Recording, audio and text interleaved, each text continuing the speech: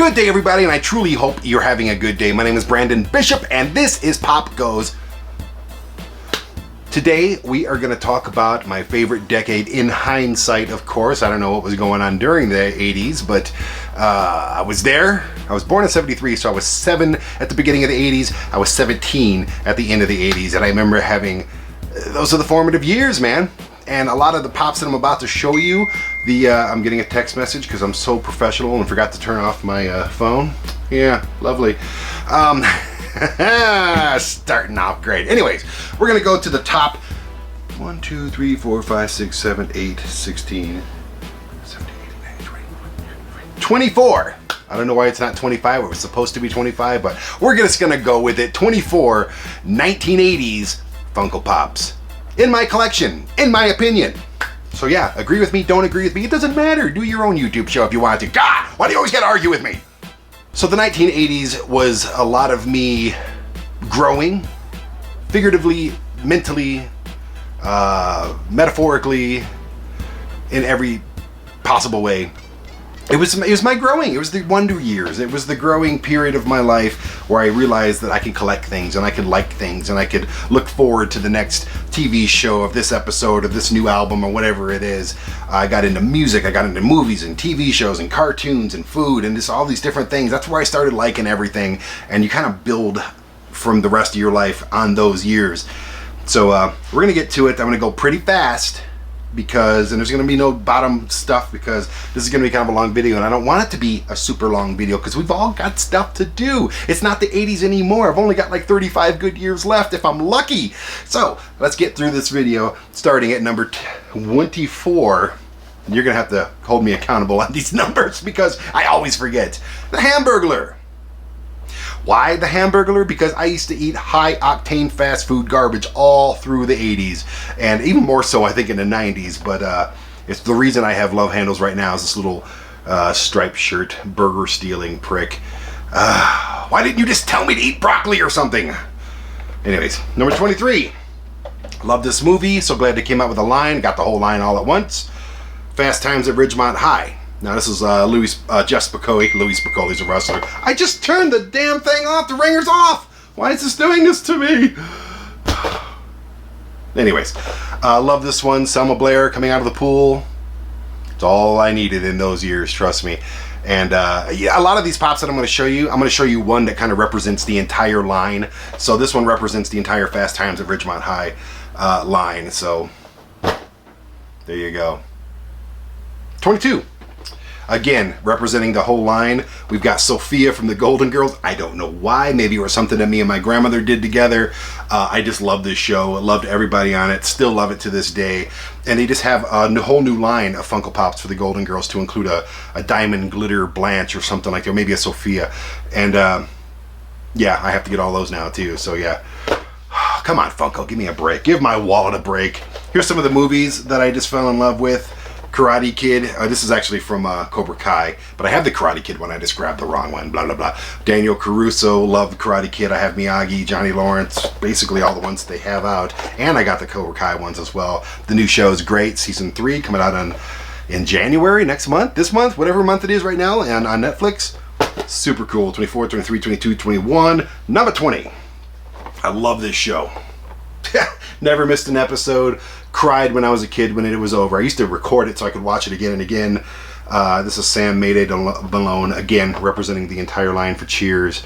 So cool that they have this kind of stuff, man. That's why I collect. Another movie. And all these things are representing me in the 80s and stuff that I loved. Gremlins 1 and 2, and hopefully 3 pretty soon. There's nothing new anymore, you notice that? People have no creativity anymore. They just rehash old stuff and bring it back, which I'm cool with. When it comes to stuff like this, Gremlins 3, you kidding me? I'm first in line, but where's the new classics? Where's the stuff that we're going to look back at 2021 and say, hey, that was great. Let's rehash that in 2040 or something. I don't know. Anyway, another great movie. This represents all John Hughes movies entirely. Samantha Baker from 16 Candles. I love John Hughes movies, all of them, every one of them just about. And love me some Samantha Baker, some Molly Ringwald. Oh, even the pop is hot. All right. Oh God, why is this so far down on the list? I don't even know what number we're on right now. Let me see. 1, 2, 3, 4, 5, 6, 7, 8, 9, 10, 11, 12, 13, 14, 15, 16. Number 17. I think this should be higher because I am a huge Caddyshack fan and a huge Bill Murray fan, and this represents the whole line. I got every one of them except for the blindfolded Ty Webb, which I cannot find anywhere. So if you have it, give it to me. Give it to me. I'm possessing your soul right now. I'll give you my address offline. Just give it to me. Anyways, love me some Caddyshack. It's a movie that I watch probably to this date at least 3, 4, 5, 10 times a year. If it's on, it's getting watched. What number was that? 17? Number 16. People have been asking, why don't you talk about Star Wars Pops very often? Because that's a realm of responsibility that I am not ready for yet, people. But when you go back to the 80s, I saw all 3 of the first movies in the theater. Should tell you how old I am. I love Star Wars. I love it so much. I honestly do. It's just something that I can't commit to right now. I got to get my Harry Potter and a Stranger Things. I know those came way after, but this is a monster task to start collecting these ones. And I know you don't have to get them all, Brandon. Well, I have a few, okay? I have like 10 Star Wars ones. It's going to happen, trust me, and you'll be there when it does. Number... I always do this. I suck so bad. I think it's 15. It is 15. Horror movies, man. In the 80s, Jason Voorhees was my favorite out of all of them. Of course, I love Freddy Krueger, Michael Myers, all of them. And the original monsters like Dracula and Frankenstein. And just to this day, just a huge fan of horror movies. And I always will be. And another movie I'll always be a fan of, Princess Bride. Now they just released a Fezzik one, Andre the Giant. Are you kidding me? And I don't have it. That needs to be on my Grail list. I know I just did one of ones that I don't have yet, and I forgot to add that one. I have to have Fezzik real soon. I just have to have it. I actually found this guy, Wesley, the Man in Black, in a box at Entertain Mart here in Colorado Springs, and the box was literally crushed. But the figure was still fine, so I bought it for like $7 or something like that. Anyways, another thing that really influenced me as a kid and I just fell in love with, Ruby Dooby Doo. Yes, Velma, you're super hot. I don't care which way you swing. But yeah, I love me some Scooby-Doo. Again, to this day, I could watch those original classic cartoons and it's like I'm 7 years old again, so, or however old I was when I was watching them. Another cartoon I was hooked on as a kid and I actually collected all the little Peyo action figures. The motherfreaking Smurfs. Love me some Gargamel and Azrael. Awesome that they have these. There's a lot of them that I don't have. I don't have Smurfettes, and actually I have all of these. But there's like another whole line that I don't have. I don't care about the new ones that come from the movie. I don't really want those. I just want the original Smurf casts and characters because they make me happy. This TV show I never missed an episode of all the way through its existence. Married with Children. Al Bundy representing the whole line. I have all of them now, unless they came out with more without telling me. But this guy, this show, it just took like All in the Family and Archie Bunker to another level. And it's just ridiculous. And I loved every single second of it. And I will always love Married with Children. It's on like Hulu or Netflix right now. And sometimes I just put it on and just leave it running. And I've probably watched them all like 100 times at this point. Ghostbusters. Who are you going to call? You're going to call Bill Murray. And Peter Venkman, it's the Walmart exclusive. It's a brand new one. He's got, I guess it's supposed to be marshmallow. I hope that's marshmallow all over him. I got a sick mind, sorry. But it's exactly like the one with slime all over him. It's just they put marshmallow instead and charge you another $13. So thanks a lot, Funko. But it's the Walmart exclusive. This represents all of Ghostbusters, not the new Ghostbusters. I mean, yes, Ghostbusters 3, yes, but not the one with Kristen Wiig and Leslie. It was okay. It just wasn't freaking Ghostbusters. Stop doing that. Make sequels. Pick up where they left off, but don't just keep rehashing. That's why I don't like DC and I don't like Marvel. How many Batmans have there been? How many Spider-Mans have there been? How many... holy crap. It's ridiculous. Thankfully, they've kept one Iron Man. That's cool. Well, eventually, I'm sure they're going to reboot that with a new Iron Man. Oh, we're going to start all over. How many Jokers have there been? The Joker movie was great. Yes. Yes, it was. Yes, it was. Yes, it was. Everybody who's played the Joker has been great. Yes, they have been. But damn it, I don't want to just keep starting over. Just pick it up. See, you made me lose my screen. And now it's going to pop up a Roku thing. It's going to be all wavy and stuff. Oh, see what you did? Marvel, DC, do you see what you did? I have to turn my TV off. There you go. Another cartoon that I would never miss an episode of, and I have rewatched them recently. He-Man and the Masters of the Universe. Yes, loved it. Looking back on it now, though, it's pretty ridiculously bad. Not as bad as the movie was, but I really wish that they would come out with a movie now in Eternia, not on Earth, not with all new characters. I've said this before, but a new He-Man movie that follows the comic books and the cartoons and those characters with just better everything. I think that would be absolutely fantastic. My next 8, which this is number 8, representing the Trading Places line. This was one of my favorite movies. I must have watched this movie at least 7,000 times, and that number will go up before I die. I love this one. I love all Eddie Murphy movies back in the day. I like Eddie Murphy movies now, and I love Eddie Murphy's comedy. I love Eddie Murphy everything. So this represents the entire Trading Places line, and it's just that's the stuff. Eddie Murphy Raw influenced me in so many ways, and it's not the last Eddie Murphy on this list. Number 7. Transformers, more than meets the eye. I gotta do it. Transformers. I suck. Anyways, love Transformers. Never missed an episode of it. Never missed. Watched the movie in the theaters.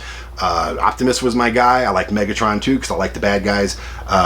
Even after the movie, when it was kind of weird there for a while, when he was dead and Megatron was Galvatron and everything got, Rodimus Prime sucked and all that, I still watched it. I'm going to watch that movie tonight, actually. I have it. I'm going to go find it and put it in the old rusty DVD player, if I still have a DVD player. Anyways, love me some Transformers. Number 6. Still to this day, one of my favorite movies of all time, Little Shop of Horrors. This scene here was one of the funniest, most genius, awesome things with Steve Martin and the dentist. Yo, the dentist, you have the talent for causing great pain. Hey. Okay. I just love it. Little Shop of Horrors. Number 5. Oh, yes. Now, this guy, I think it should be in the Pop Rocks collection, but it's not. It's kind of his own thing. And there's a few of them. Weird Al. I had every Weird Al album. I knew every Weird Al song by heart. Probably still know a lot of them. And I just loved his videos. I just loved him as a person. Just wholesome, ridiculous, goofy fun, which is what I'm still all about. Nobody did it better than Weird Al, and he's still doing it. Number 4, back to Eddie Murphy. Everything I said about Eddie Murphy, I'll say about him as well. Coming to America is one of my favorite all-time movies, and Coming to America is hitting, I think, Amazon pretty soon. I am speechlessly excited about that.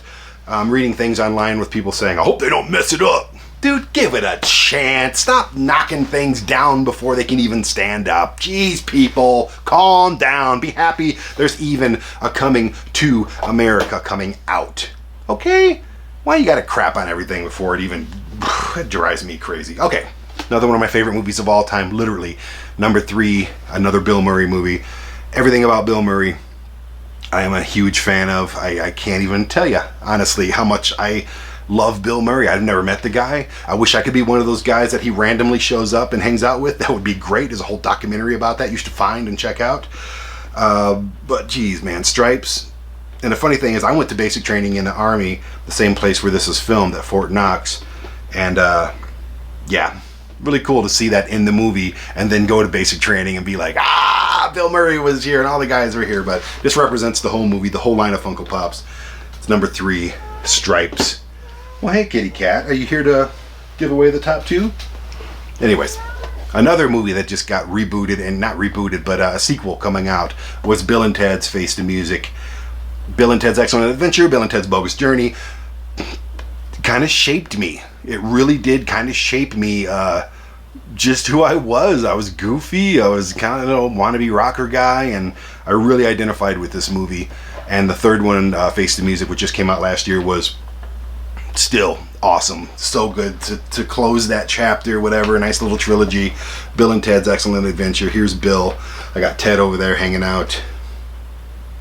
I just can't tell you, man. It means I know it's stupid when for people to say, "Oh, that song just means everything. That movie meant everything. That TV show meant everything."